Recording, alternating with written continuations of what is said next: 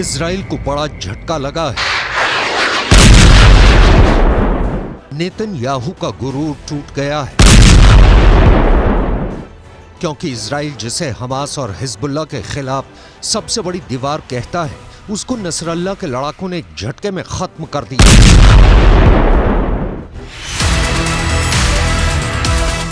Hezbollah का दावा है कि उसने इजराइल के आयरन डोम को एक झटके में फोड़ दिया है।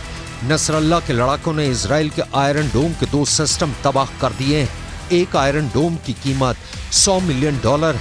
हिंदुस्तान की करेंसी में बात करें तो करीब 800 करोड़।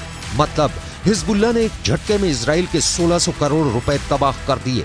हिजबुल्लाह का कहना है कि उसने उत्तरी इजराइल के कब्री में उसकी बमबारी ने बड़ी तबाही मचाई। यहीं पर आयरन डोम सिस्टम तैनात था।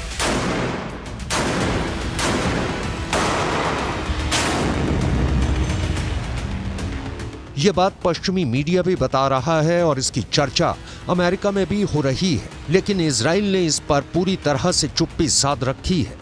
हमास के रॉकेट को रोकने वाला आयरन डोम इस वक्त संकट में है। हर हमले का मुंह तोड़ जवाब देने की धमकी देने वाले नेतन्याहू ने आयरन डोम पर हुए हमले पर अब तक कुछ नहीं बोला है।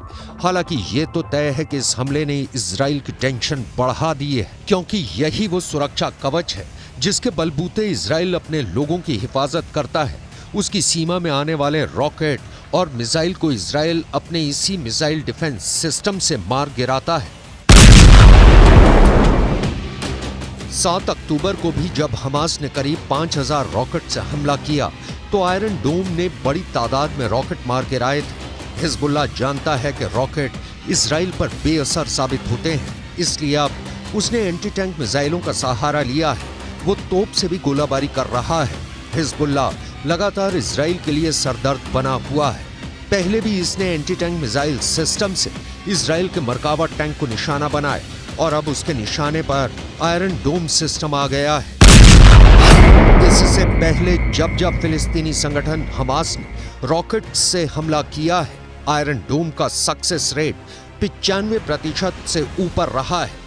यानी हर 100 रॉकेट हमलों के बाद जब आयरन डोम की मिसाइल फायर की गई तो उसने 90 से ज्यादा रॉकेट को आसमान में ही रोक दिया। इसी वजह से इस एयर डिफेंस सिस्टम को लेकर दुनिया में मांग बढ़ने लगी। ये ज़ेलेंस्की की डिमांड लिस्ट में भी आ गया। आयरन डोम 4 किलोमीटर से लेकर 70 किलोमीटर दूर से हो रहे हमलों को रोक सकता है। ये मिसाइल को भी रोक सकता है, ये रॉकेट के हमले भी रोक सकता है और तोप के गोलों को भी रोक सकता है। इजराइल की ये हालत देखकर कह सकते हैं कि इन हमलों को रोकने के लिए आयरन डोम फेल साबित हुआ है और इस्तेमाल करने पर बहुत महंगा भी साबित होता है, क्योंकि 1 लाख रुपए की कीमत वाले रॉकेट या तोप के गोले को रोकने के लिए इससे 2 मिसाइल फायर की जाती है, जिनकी कीमत रेंज के हिसाब से 70 लाख से 1 करोड़ रुपए हो सकती है। यानी एक रॉकेट जिसकी कीमत 1 लाख रुपए भी नहीं, उसको रोकने के लिए इस हथियार की इतनी बड़ी कीमत हैरान करती है। अब खुद आयरन डोम पर हमले ने बता दिया है कि नेतन्याहू का कोई डिफेंस सिस्टम पुख्ता नहीं है। दुनिया के सबसे बेहतरीन एयर डिफेंस सिस्टम माने जाने वाले आयरन डोम पर अटैक की खबर ने इजराइल को 440 वोल्ट का करंट लगा दिया है। ये नेतन्याहू के लिए भी बहुत बड़ा झटका है। लेकिन सवाल है कि अब नेतन्याहू इन हमलों का जवाब कैसे देंगे।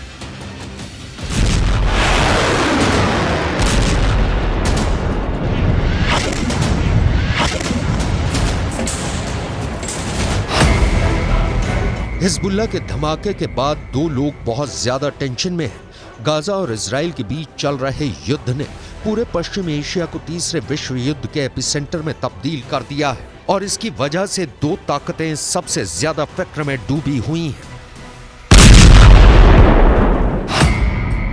पहले हैं इजराइल के प्रधानमंत्री बेंयामिन नेतन्याहू और दूसरे हैं अमेरिका के राष्ट्रपति जो बाइडेन। दोनों की टेंशन का मीटर लगातार रेड लाइन को पार करता जा रहा है। इस तस्वीर को लेकर खौफ बहुत ज्यादा है। हमास से 2.5 महीने से जारी जंग और हिजबुल्लाह के बढ़ते हमलों के बीच अमेरिका के रक्षा मंत्री लॉयड ऑस्टिन इजराइल पहुंच गए।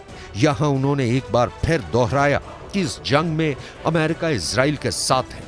हालांकि उन्होंने इस पर कुछ भी नहीं कहा कि अगर हिजबुल्लाह की तरफ से हमले तेज हुए तब भी वो इजराइल का साथ देंगे। Palestinian civilians in Gaza is both a moral duty and a strategic imperative. So we will continue to stand up for Israel's bedrock right to defend itself. And we will also continue to urge the protection of civilians during conflict and to increase the flow of humanitarian aid into Gaza.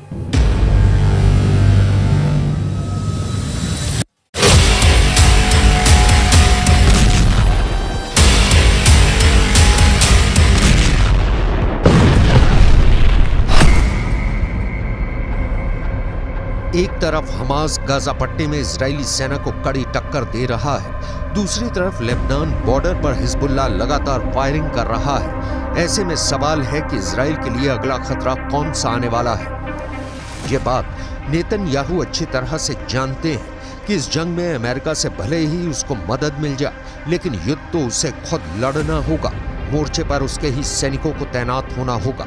इसलिए Hezbollah की तरफ से हमले तेज होने के बाद Netanyahu ने अपना वॉर ट्रायंगल तैयार कर लिया है।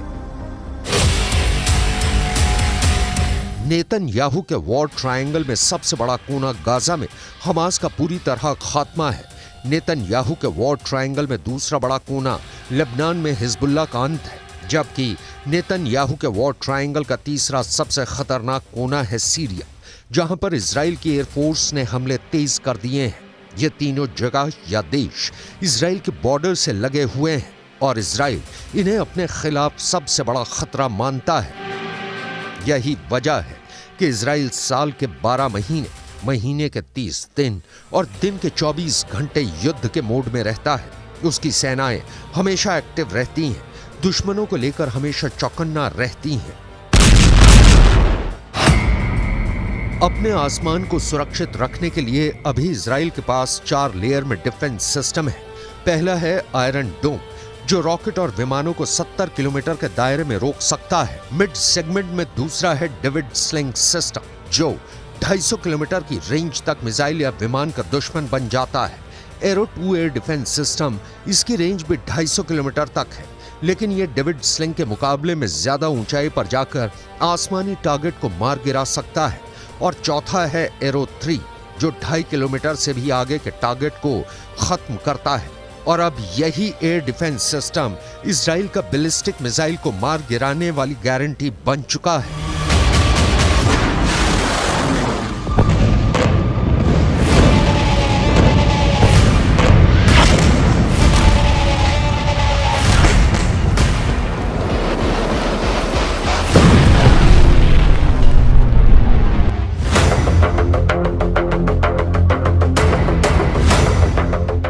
अपने 4 लेयर डिफेंस के चलते ही नेतन्याहू का जोश हमेशा हाई होता है।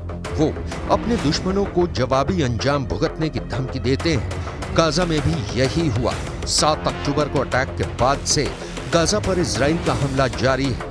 युद्ध का अंत कब होगा ये फिलहाल कोई नहीं जानता, लेकिन जैसे जैसे युद्ध लंबा खिंचता जाएगा, मौत के आंकड़े भी बढ़ते जाएंगे, बर्बादी भी बढ़ती जाएगी।